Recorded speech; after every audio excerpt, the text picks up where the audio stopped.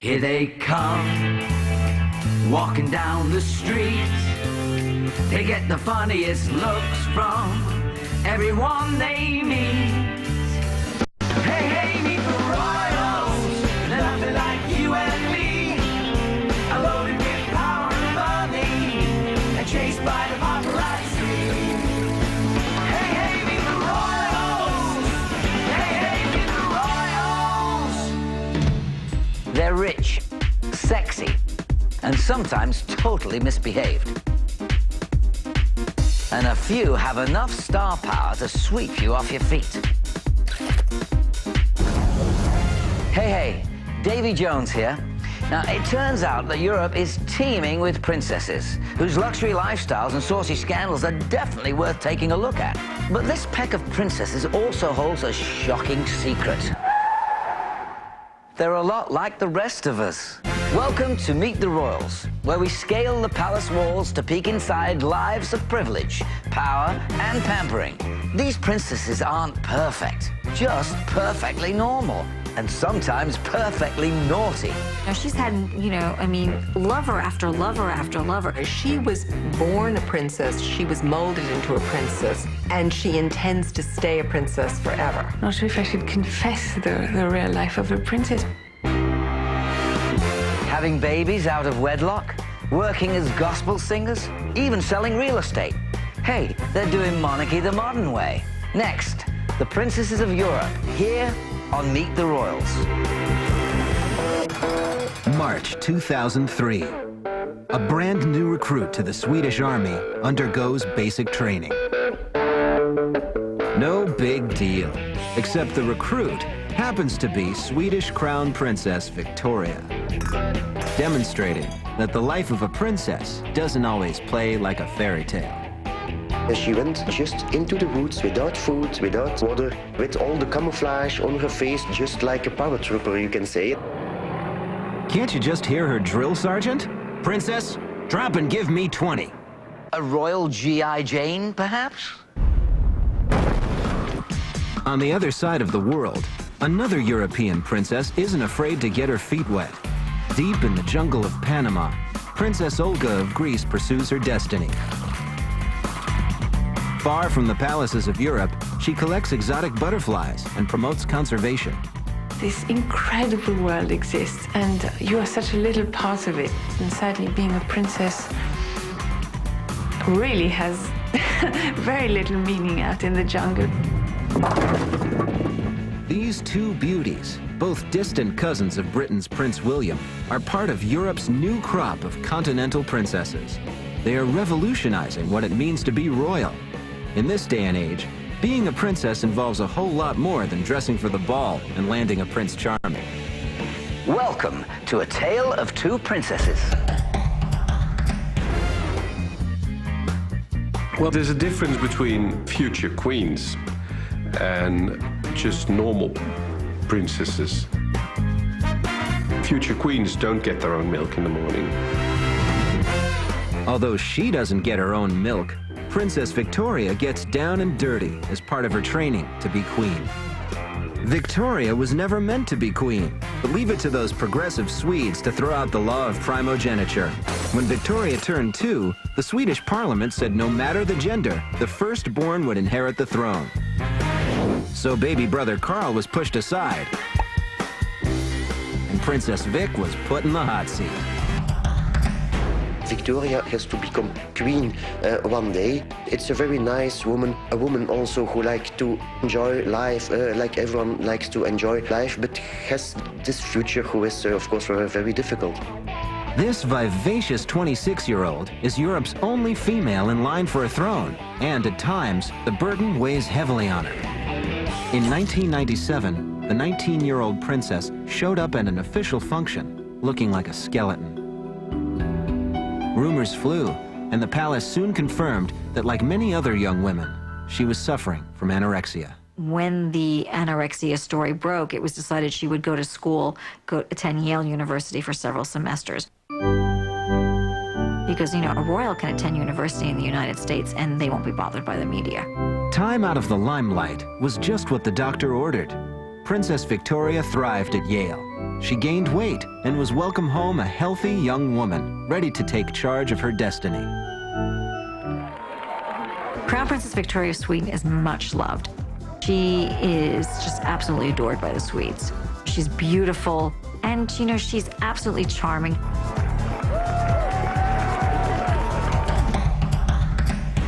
Being a queen in training involves wearing many hats. This globe-trotting young lady meets heads of state, promotes Swedish products, collects flowers, and cuts lots and lots of ribbons. But ribbon cutting is not part of the job description for another princess. No cutting ribbons. And I do that actually in Panama, just for fun. Whenever we have something exciting, we put lots of ribbons and I cut them. Princess Olga of Greece wasn't born to rule. The Greeks exiled their royal family years ago. Now she lives in New York and London with no bodyguards, no entourage, and no ladies in waiting, but still every inch a royal.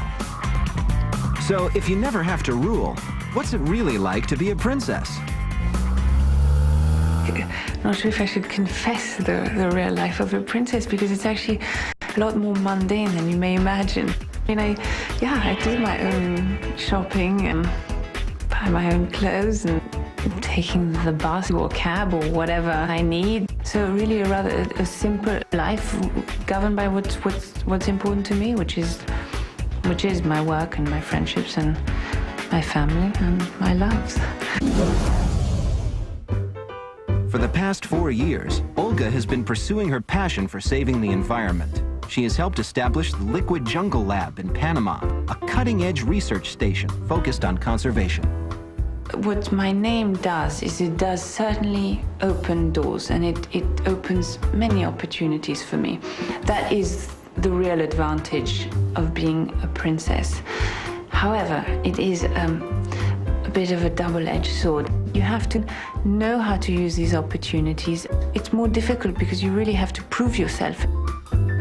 Princess Olga's work on the Jungle Lab project has led to a collaboration with Dave Gallo, Director of Special Projects at Woods Hole Oceanographic Institution.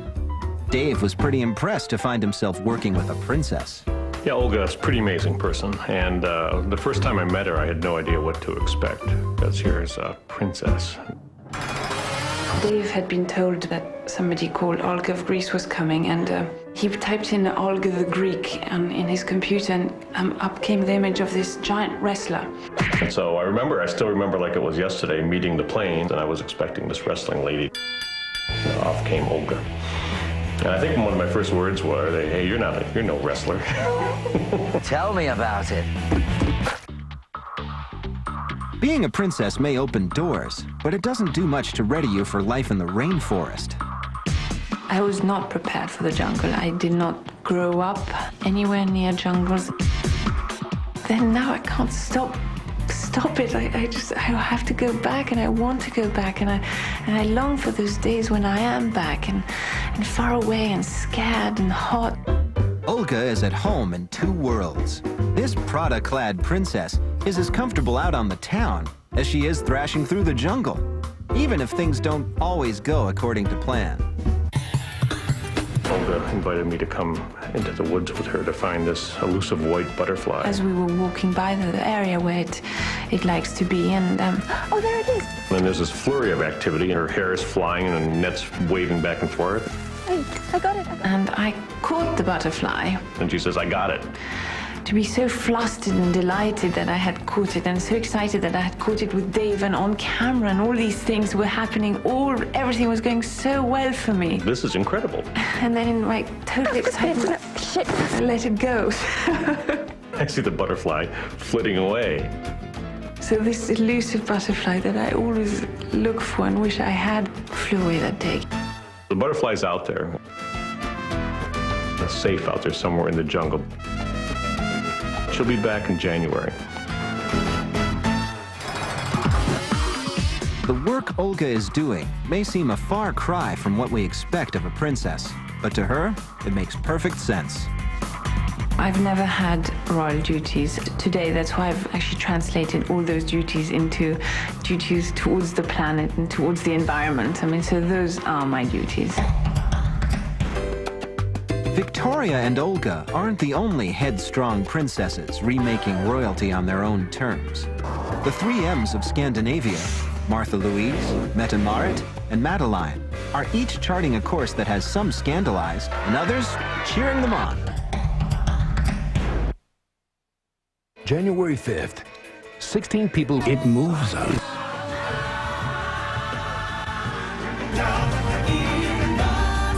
The desire to gather.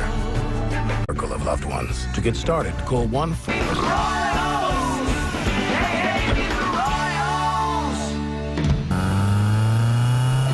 Palace P's and Q's is the segment where we look at the ins and outs of royal etiquette. But today, we're going to turn the tables on our own etiquette queen, Victoria Mather. It seems that back in the 70s, she livened up a debutante ball by streaking through it stark naked. Let's ask her about it. Victoria, is it good etiquette to be a streaker at a debutante ball? Well, this is a very good question, but there was not royalty present at the time. And that's my excuse. Oh, I see that. Tell me, were you wearing white gloves? No, I wore a string of pearls, like all good debutantes. Ooh, and a tiara? No, I wasn't tiara'd at that point. No, I didn't have a tiara. String of pearls, and I did it for a bet. For money and for a gold bracelet. I'd do anything for money. And this naughty woman is our etiquette expert. What is the world coming to? Think princess, and names like Diana, Fergie, Sophie, and Anne come to mind. The women of Windsor who, for better or worse, define our modern-day image of a princess. But up north in Scandinavia, a new breed of princesses is doing royalty differently. Meet Martha Louise, Mette-Marit, and Madeline, the 3 M's of Scandinavia. These independent, regal beauties have more in common with us plain folk than you might think. Martha Louise, the daughter of the King of Norway, is maybe the most eccentric princess of Europe, because it's a princess who don't like to be a princess. Imagine that. When the free-thinking princess Martha Louise married writer Ari Ben, she figured it was time to be normal. She gave up the title Her Royal Highness and the $1 million allowance that came with it. $1 million a year allowance, and she gave it up? Princess Martha Louise, she's rather interesting. She's living a kind of different life, even though she is second in line to the throne. She has got a funky personality. No more sitting around the palace for this princess. Determined to make it on her own, Martha Louise hit the stage with the Oslo Gospel Choir in 2002.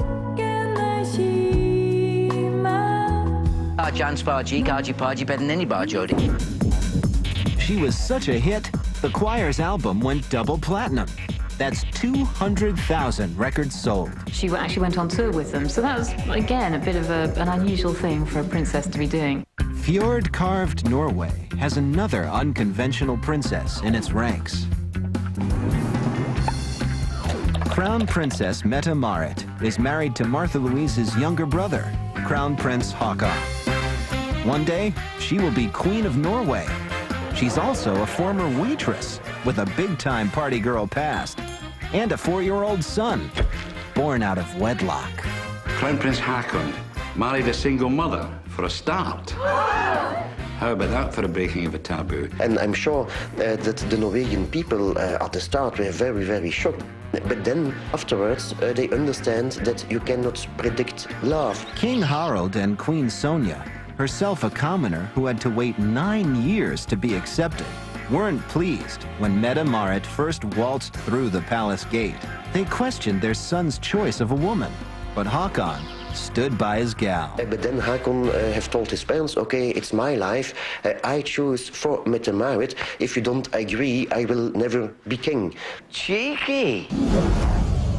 Well, the parents caved in, and after a rocky start to her life as a royal, Mette-Marit has proved herself a worthy princess. This queen-to-be walks her son to school, then heads to her new job monitoring AIDS in Africa. She also squeezes in a full schedule of royal duties, like being patron to Save the Children and lighting Christmas trees. Oh, and she's about to give birth to her second child in January 2004. This one's legit. Imagine that. And through it all, Mette Marit enthusiastically lives her life outside the traditional confines of royal behavior. Both Hakon and his wife, Mette Marit, lived here in London for a year, quite recently. Mette Marit was seen regularly down Notting Hill, Portobello Road and all that, shopping for clothes. No sweat, nothing. That would never happen with the British royal. Never. Never. This ex-party girl is so down-to-earth that she and her husband, the future king, eat at cafes and refuse to live in a royal style. No palace for them. They live in a house just outside Oslo. What is royalty coming to? The last of the three M's, Madeline of Sweden, is turning into a Scandinavian superstar. Madeline is letting her big sister Victoria do the royal heavy lifting, while she sets out to grab a bit of la dolce vita. Hey, hit the rewind button.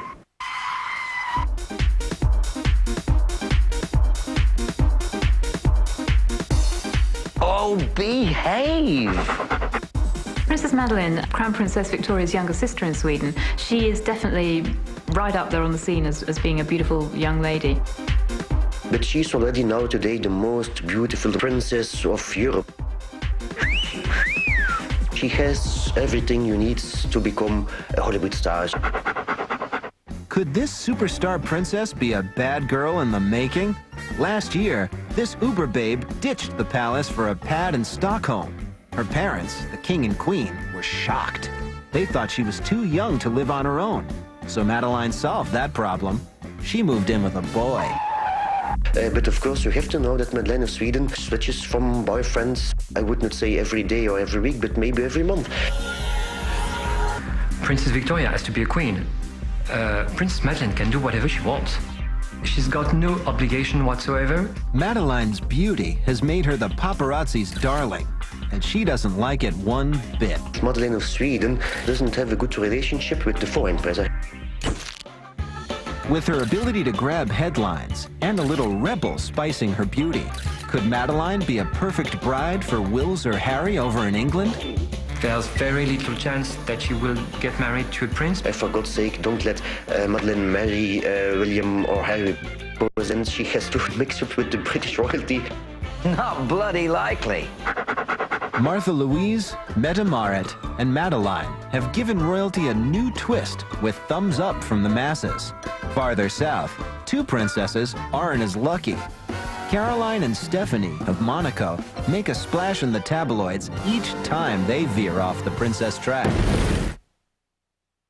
Teen Idol's The Osmonds on Biography, tomorrow night at 8 on A&D. To dish more dirt on our favorite blue bloods here on A&D. So you want to be a princess? Well, grab your tiara and your taut lawyer, because where there are princesses, there are tabloids. And the next thing you know, you'll have damsels seeking damages. Princess Diana holds the record for the largest ever libel payout to a royal. It was a tidy $122,000. That was after a tabloid reported that the princess stood to profit personally from a charity auction. But Princess Caroline of Monaco takes the legal cake. The editor of one French weekly says that Caroline's family sues his publication 6 or 7 times a year. And in just 1 year, Caroline collected more than $500,000 from libel suits against various publications. That's a nice piece of pocket money, even for a princess. Europe's northern princesses define royalty on their own terms. But when Princesses Caroline and Stephanie of Monaco try the same thing, they find their faces plastered across the tabloids. This talent has got them going toe-to-toe with the British royals in the scandal department. Oh no, the Grimaldis are much better at scandal than the Windsors. Stephanie and Caroline, they understand scandal. They're very good at it. Born into the 700-year-old Grimaldi family, the daughters of Prince Renier and Princess Grace couldn't be more different. There's tremendous jealousy. Stephanie was always jealous of Caroline.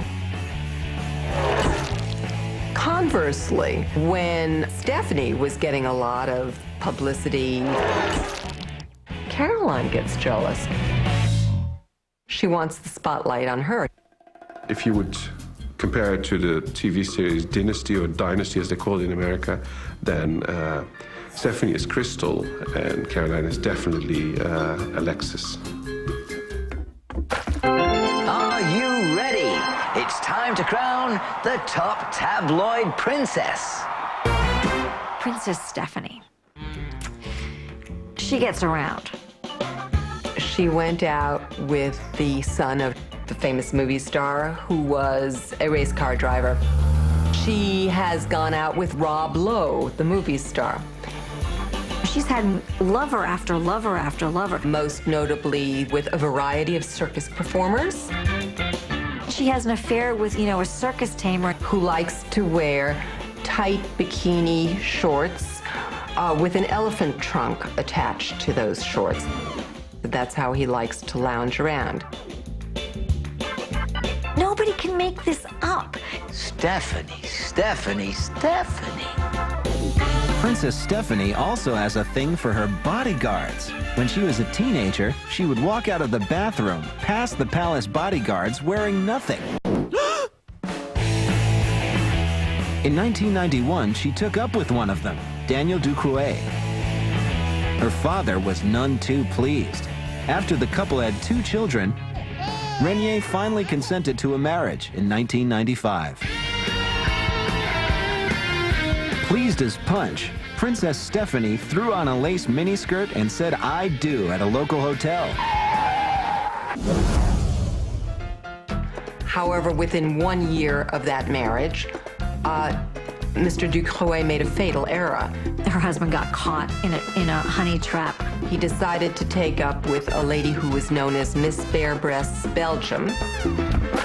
Prince Renier ordered a divorce. Don't worry, Stephanie's taste for the palace staff didn't waver. She dated another bodyguard, her father's butler, and the palace gardener. There's nobody as gifted as Stephanie at finding members of the lower class to date or marry. In September 2003, Stephanie marched up the aisle again, taking it to a new level. This time, she ran off with the circus. Literally. She married Adans Lopez Perez, a Portuguese acrobat who works for the guy in the elephant undies. I mean, now she's following the circus where her ex-lover is the boss and her current husband is one of the artists. She lives in a trailer with him in Switzerland most of the time.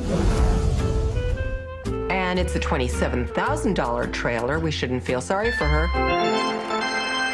Time for the first tally.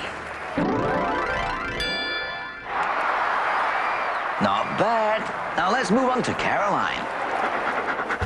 At 21, Princess Caroline fell in love with 38-year-old playboy Philippe Junot. Renier and Grace weren't happy. When they told Caroline she had to either stop dating Junot or marry him, she chose marriage. It was a disastrous marriage. Grace's first words on the subject of that marriage were, "I give it 2 years." And guess how long it lasted? 2 years.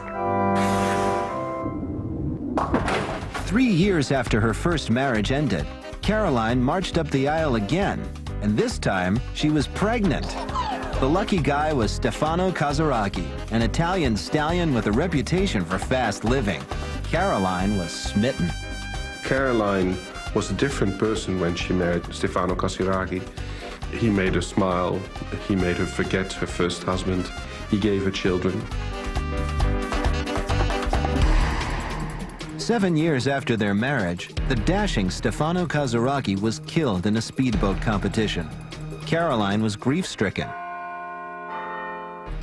That didn't stop her from forging ahead and bagging hubby number 3. It took 9 years to march up the aisle again, and Prince Ernst of Hanover takes the cake. He may not be the kind of guy most American girls would want to marry. owing to the fact that he drinks too much and that he punches people in the nose, and breaks their limbs, and that he pees on the Turkish pavilion. But he has one thing that we don't. He has royal blood. Caroline is very glad she married Ernst of Hanover. Caroline thought Ernst's blue blood was such a score. She wanted to make more. They married in January 1999, and by June, little Princess Alexandra was born. You do the math. Princess Caroline finally, to her big joy, became a Royal Highness by marrying Ernst August von Hanover, a German prince who was in line to the British throne.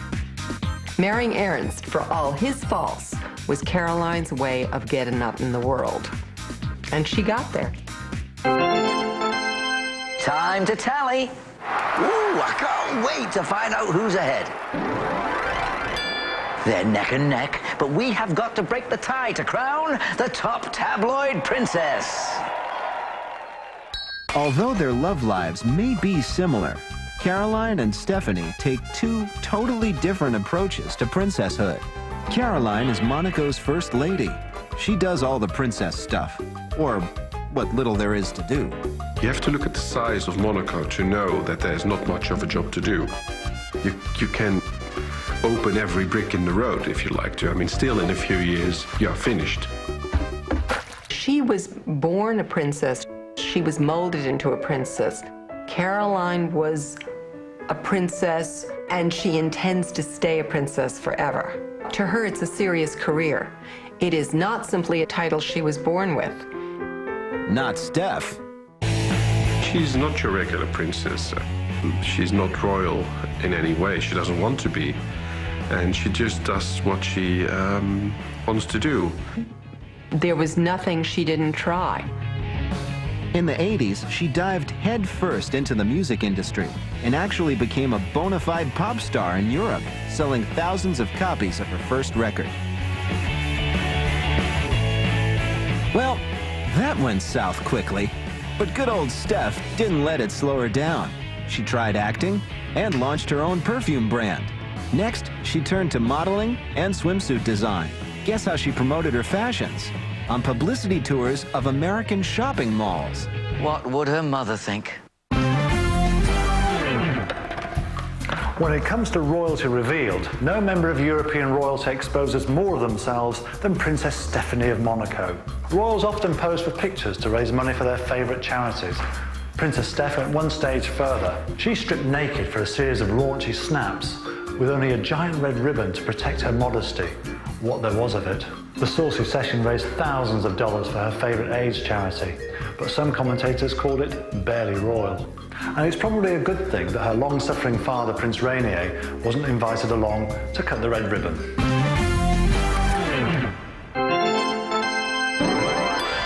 Stephanie is the winner! She's the top tabloid princess! Nothing defines a princess more than her wedding day. Everyone loves to see a royal bride decked out in a gorgeous gown and sparkling with diamonds. However, getting to the altar is no easy task. Bring the British monarchy into your castle. Order this episode of Meet the Royals on VHS for only $24.95 plus shipping and handling. To order, call 1-800-423-1212 or shop online at aetv.com. Kohl's Home Sale. Your copy today and enjoy it for a lifetime. Now be sure your tiara's on straight. Meet the Royals continues here on A&E. Royal weddings have never been a place for the ordinary. They are lavish occasions, steeped in tradition, and celebrated by thousands. The brides are adorned with diamond tiaras, dressed in gowns handmade by the world's top designers, and are driven to the church in carriages of glass and gold. Royal weddings are a massive thing amongst European royalty. They do all go to each other's weddings. In the past, royals gathered to watch royals marry royals. Alliances between countries were bound by the marriage of a princess to a prince. Times have changed. Europe's recent royal weddings have all had a common theme: the brides. The royal hunt for a bride is the one thing which has fascinated the public in all these European countries in the last 4 or 5 years, because young aristocratic princesses are becoming in very, very short supply. They're looking outside what was normally a traditional marital encounter. 100 years ago, Granny got out the almanac to go to and, flipped the pages and said, ooh, here's a nice Princess of Saxe-Meiningen. Oh, let's just get a picture of her. And, slam bam, they were married type of thing. And now what you see is that the most common girl can become queen. One lucky Aussie from Tasmania, Mary Donaldson, is going to marry Crown Prince Frederick of Denmark. Or, in Australian slang, she's a real Sheila from Tassie, mate. This wedding is sure to be marked on royal calendars across the globe. The wedding of Frederick and Mary is going to be a grand royal occasion. It's everybody who is somebody in Europe will be there.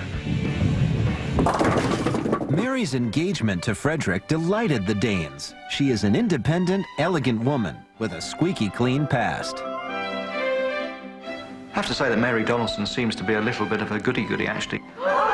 From all the future queens of Europe, Mary has the cleanest past. No scandals. Too bad it takes more than perfection to be the first queen ever from down under. Marrying a prince is no walk in the park. Time for Princess Boot Camp. She's been trained for the past months to her new royal life. She probably had to learn the who's who of European royalty. She's done a lot of work learning Danish, which is not an easy language to learn, I don't think. She's had 200 lessons, believe it or not. That's only one aspect of it. And obviously she has to learn up on the history of the Danish royal family. And there's quite a few palaces to get to know. And as you say, stylists will be brought in and people who can teach her about working a crowd when she's out.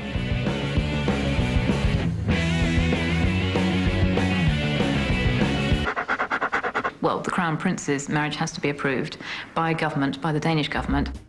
And that involves a certain number of security, fertility checks and the prenuptial agreement, which means that in the event of a divorce, she would have to deny her rights of custody to any children they had. This plain Jane landed in Princess Boot Camp when she met Prince Frederick at a pub during the Sydney Olympic Games. Apparently she started rather cheekily taking the mickey out of him because he didn't have a hairy chest compared to Prince Nicholas of Greece, so that took his fancy. She also admired his tattoos. The poor girl goes from checking out his tattoos to getting a fertility check. They're marrying not just a man, they're marrying a country. They have to give their lives. They have to make lots of sacrifices that an ordinary wife would never have to do. You're cutting yourself off from your family, your friends, and your own background to live in a foreign country. That's hard enough for anyone, but to be royal as well, it's quite a task. She'll be a beautiful princess, and she'll be the first Danish queen in the oldest monarchy of the world, which was born in a normal house with normal parents, with no title, no servants. It will bring fresh blood into the royal family. Mary has aced her training so far. Here are a few extra tips to send her on her way. The top 5 tips for Mary Donaldson will be: first, become friends with Mette-Marit, Maxima, Matilda and Letizia, because they are the only ones in Europe who can relate to your life. Secondly, learn Danish. Don't spend too much. Stay with Frederick. And last but not least, produce beautiful heirs. Waltzing up the aisle isn't always smooth sailing for a princess bride. Sometimes it seems royalty's stuck in the Middle Ages. When the Romanian king of the gypsies married off his daughter, he found himself in big trouble. Even though he spent thousands on her dowry and bought her a designer wedding dress, his daughter was furious, and so were lots of other people. And the bride-to-be stormed out of the wedding ceremony well before she had the chance to say, "I do." And even though she later returned, she refused to look at the groom. And as for the bridesmaids, they were even worse. They chanted at the young man to leave. And the reason for all the fuss? Well, perhaps it had something to do with the fact that the gypsy princess was just 12 years old and was being married off against the law. It seems that royalty, even gypsy royalty, can get away with almost anything.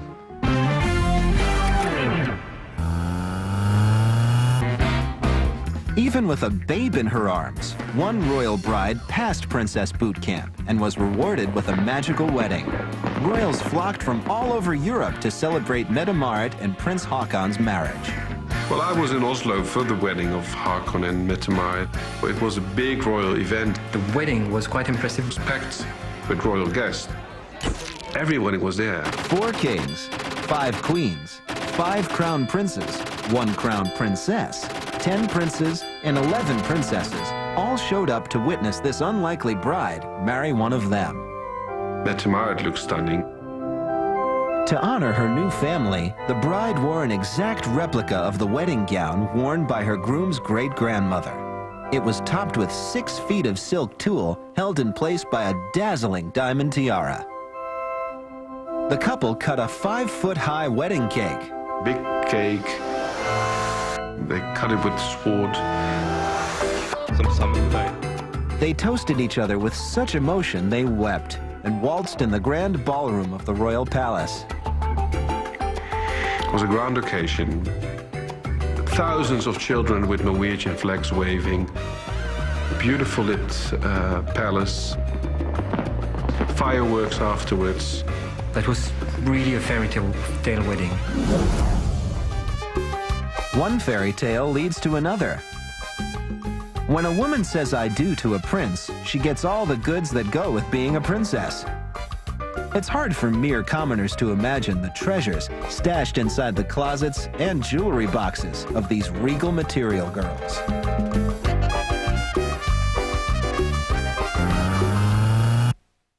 Meet Naomi. Flora made a statement that made me realize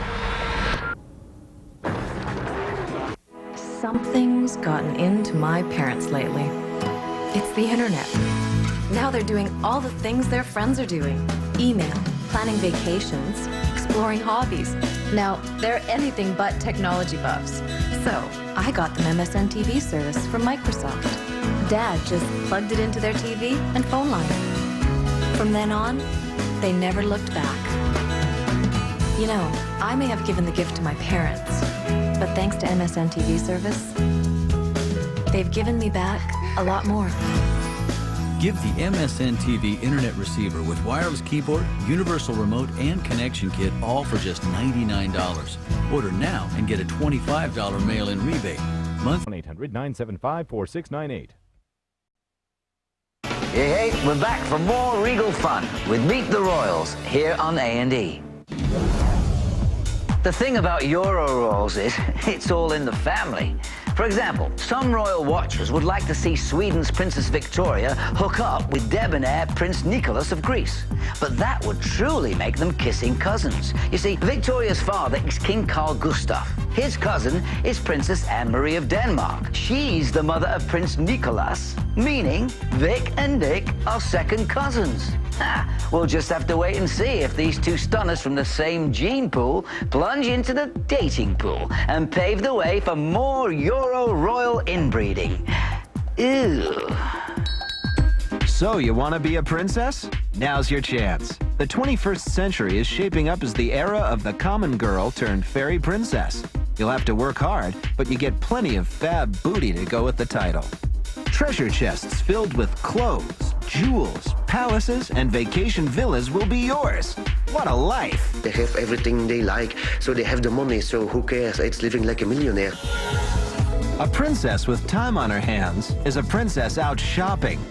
When Mette-Marit of Norway went from a plain Jane single mom to a crown princess, she jetted off to Paris and New York on a wild shopping spree. It's reported that she drained $150,000 from the royal coffers to stock her closet with the trendiest threads fit for a princess. Mette-Marit spends, yes. I mean, I would do the same thing. If I would marry a princess or a prince, I would spend. I mean, you know, if you have to become a member of that family, why not flaunt it? Now, which closed doors exactly she was buying behind, we don't know, but that would obviously have been the big designers. Mette-Marit is very keen on the new designers. The couture houses of the world and favored local designers help the young princesses make their mark on the fashion world. Princess Martha Louise of Norway turns to Oslo to define her style. Funky Martha Louise had her favorite designer make her a dress for her 30th birthday with various themes woven into the skirt, including a big swirling 30. I think the best way to describe the style of Europe's princesses really is to say that they're very much following the modern trend for diversity. And so what we're seeing are princesses who are very elegant in the street, and then also princesses who are just looking fabulous in their ball gowns, and each one has a kind of individual style. Although Princess Caroline of Monaco is one of the best-dressed women in Europe, she has a surprising rival on her heels. Her daughter, Charlotte Casiraghi, who beat her mother in a recent style poll. Charlotte's awesome looks serve as a reminder of her genetic makeup. She is, after all, the granddaughter of one of the world's most stunning women, Princess Grace. She is attracting a lot of attention at the moment because she's just turned out to be extraordinarily beautiful. Again, she's got her mother Caroline's elegance wherever she goes. Whether she's wrapped in pashmina or sporting jodhpurs and a riding helmet, Charlotte turns heads wherever she goes. She is a legendary beauty in the making. You got that right. She can make anything look very sort of trendy and elegant at the same time. However, no beauty is truly regal until she sparkles with the world's most stunning jewels. Wonder who has the most fabulous jewelry box at their fingertips? The Swedish royal family has got the most amazing collection. They've got wonderful emeralds, they've got wonderful sapphires, they've got wonderful diamonds, they've got an amazing tiara, all made of diamonds, which is like this high. Look at those babies sparkle. How do Princess Victoria and Princess Madeline choose the jewels they want to wear? The Queen chooses first, the Crown Princess chooses second, and Princess Madeleine then can choose.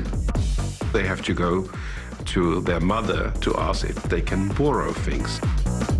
And when a princess comes to borrow something, they have to sign for it, and when they bring it back, they get a receipt again. The Crown Princess Victoria needs to wear more tiaras than Princess Madeleine because she's invited to many more official events. If you're not a true blue royal, don't worry. Royal jewels are passed down from generation to generation. So when you have your eye on a prince, make sure to check out what's dangling from his mother's ears and neck. But don't outshine the Queen. The Queen needs to be the Queen, so she needs to have the biggest tiara. Once a girl bags a prince with the best family jewels, she has to learn how to wear them.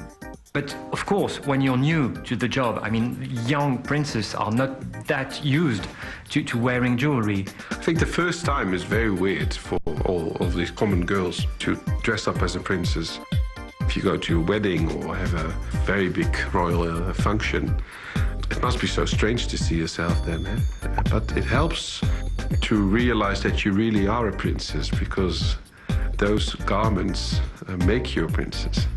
So in the beginning, they behave more or less like normal people would, saying, okay, I'm going to wear a tiara and a pair of earrings, and that will be quite enough. And when they grow older, they start using the power of those jewels, and they start to wear more and more, because jewelry is really something they need to keep, as I said before, the magic. I think they get used to it very quickly. With thousands of dollars worth of clothes and millions of dollars in sparkling gems, a princess needs somewhere to store her goods. It's all in the palaces. And there are plenty of palaces. Take the Swedes, for example. The Swedish royal family has got a rather simple way of life. They do live in the Drottningholm Castle. It's a wonderful 18th century castle. And obviously they've got a flat in the royal palace, and they've got another place called Sofiero. They've also got a house in the south of France, and they go there every summer for holidays. That's simple. What always puzzles me is how Madeleine and Victoria of Sweden always arrive in the south looking fabulously tanned on the first day of their holidays. Those girls are tremendous. One of the coolest princess perks is having your own super yacht. Princess Caroline bought a yacht from an Italian heiress, totally refitted it in a 1930s style, and cruises around exotic locales with her children. Most of the royal families do have yachts available to them, whether they're owned or have been presented to them. They get on their yachts, and it's a nice place for the young people to hang out because obviously you've got total privacy. Sure, you can afford anything when you're a princess, but it's not easy being a modern-day woman in an ancient role. The scandal, the work, the jungle, and the army make life for a princess one big juggling act. Guess Europe's next queens are just like us, with a few extra fixins. What crazy lives. I mean, really, if you had all that wealth and beauty and fame, would you actually work for a living? These princesses prove that royalty is charting a new course, and we're here to plumb those uncharted waters. So till next time, on Meet the Royals. Tomorrow, they were so big, even the Beatles were fans. Paul McCartney asked me for my autograph. But what about the pressure? You push that hard, something else gives. That came with the fame. I dreaded the camera. It got me really uptight. It was a difficult childhood. Pop icons, The Osmonds on Biography. Tomorrow night at 8 on A&E.